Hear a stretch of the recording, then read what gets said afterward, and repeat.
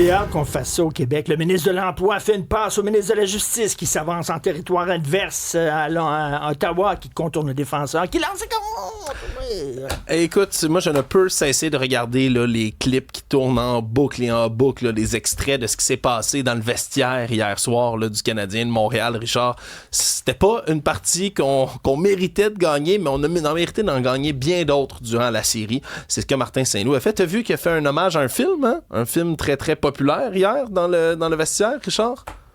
Lequel? Martin Saint-Louis a fait hier un hommage au loup de Wall Street. Regarde ça. We've done this before. We're not leaving!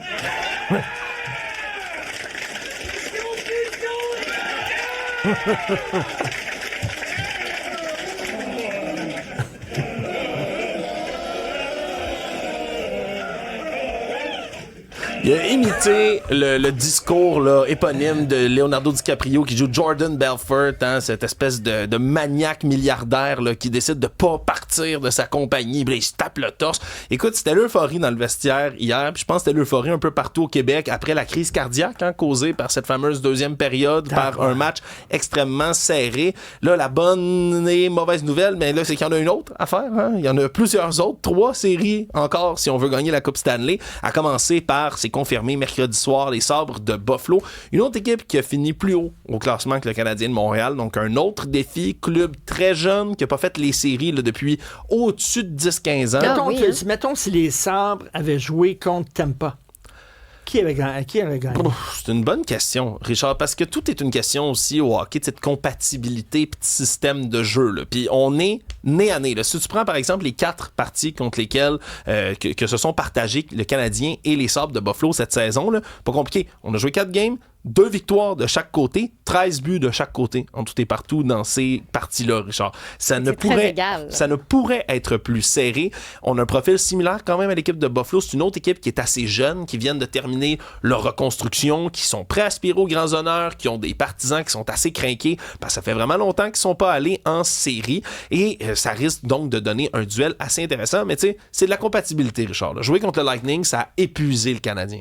Sérieusement, là, t'as vu, là, c'est une guerre de tranchées. Toutes les parties se sont soldées par une différence d'un seul but. Il n'y a jamais eu de massacre d'un côté comme de l'autre. Ça a joué serré, ça s'est frappé. Question. Ouais. Là, nous, ça a pris 7 matchs, justement, pour remporter sur Tampa Bay. Mais Buffalo, ils ont gagné en combien de matchs? 6 matchs. Ah, OK, fait qu'eux aussi, ils sont quand même un peu fatigués. Là. Ils n'ont pas gagné ça en 4, puis ça fait déjà une semaine qu'ils se reposent. Oui, mais ils ont eu plus de journées de repos. Là. Nous autres, là, ça s'est terminé hier soir. Il n'y a pas eu de couvre-feu hier pour les joueurs, disait Martin Saint-Louis. Là, ils ont célébré un tout petit peu, mais aujourd'hui, rester à Tampa Bay pour s'entraîner un peu sous le soleil, mais repartent là, directement après ça, directement à Buffalo. Ils vont même pas repasser à Montréal pour aller directement amorcer le premier match de la série mercredi. C'est de la compatibilité, Richard. C'est un autre club qui compte beaucoup de buts. Moi, je pense que ça va être plus ouvert, le jeu, que contre le Lightning. On va moins se traîner dans le bout. Ça va être un peu moins serré, je pense, le niveau jeu. Peut-être plus d'offensive aussi, la bonne question. Mais ce serait le fun, hein? Ouais, c'est de savoir si le premier trio du Canadien va être capable de débloquer à 5 contre 5, hein, parce que Caulfield a été presque invisible dans cette série-là, malheureusement. Se faisait beaucoup tasser par les joueurs du Lightning. Mais là, contre une autre équipe, d'autres joueurs, un autre style de jeu, qui sait ce qui peut arriver? Rendez-vous mercredi. On se croise les doigts. Alors, même Stéphanie, qui a la fièvre. Mais oui, en tout cas, ça fait partie de mes devoirs de au moins regarder les matchs pendant la série. Je suis pas rendue à l'écouter pendant la saison, mais pendant la série... Tu es rendue à crier quand il score? Ça vient tout seul, là. Je veux dire, t'es comme un petit... T'es excité là, par l'émotion, là, puis tu te laisses emporter, puis wouhou, tu lâches un petit... un petit cri ici et là. C'est ça que tu fais? Wouhou! Tu sais, la fille est vraiment plate, là. Imagine si tout le monde dans le Centre Bell fait ça en même temps comme réaction. Juste, on n'aurait pas du tout l'ambiance qu'on avait hier soir au Centre Bell, même si l'équipe n'était même pas présente. C'est quand même hallucinant. Je suis allée faire un tour chez mon ostéo ce matin et elle me racontait qu'elle a prêté sa maison pour un tournage américain qui a lieu actuellement à Montréal. La série s'appelle Einstein, Équation criminelle. À la base, c'est une série allemande, mais là, les États-Unis ont acheté les droits, donc ils font leur... Non, pas Einstein qui est en train de résoudre des crimes. Ben écoute, ça raconte l'histoire. C'est un physicien, arrière-petit-fils d'Albert Einstein, qui a eu des ennuis un peu avec la justice, mais il va finir par travailler en tant que détective avec la police pour résoudre des cas quand même assez problématiques parce qu'il a hérité des aptitudes mentales de son arrière-grand-père. Donc, c'est un petit vite, là. Richard, attends un peu. Là, on passe notre temps à se plaindre ici que tout est un remake de tout. Ça, c'est pas un remake. T'as raison. Ça c'est pas un remake. Mais bref, c'est qu'actuellement, ils sont en tournage à Montréal au moins jusqu'au mois d'août. Donc, peut-être que vous allez les croiser dans la ville. Mais je trouve juste que ça fait du bien, parce qu'on a eu la pandémie. Après ça, on a eu la grève des scénaristes à Hollywood. Ouais. C'était tellement tranquille pour notre industrie ici à Montréal. Donc là, de savoir que ça repart. Puis en plus, la majorité des techniciens, c'est des techniciens d'ici qui travaillent sur le tournage. Mais quand tu reviens chez vous, là, une fois, là, est-ce qu'ils remettent tout en place, puis tu peux même pas t'apercevoir qu'il y a eu une équipe qui a tourné chez vous ou c'est le Christy de bordel? C'était le questionnement de mon ostéopathe qui m'a dit qu'après plusieurs vérifications, il y a quand même une petite différence entre tournage américain et tournage québécois. Pas que nous, on fout le bordel, là, c'est pas ça. C'est juste qu'on a peut-être un petit peu moins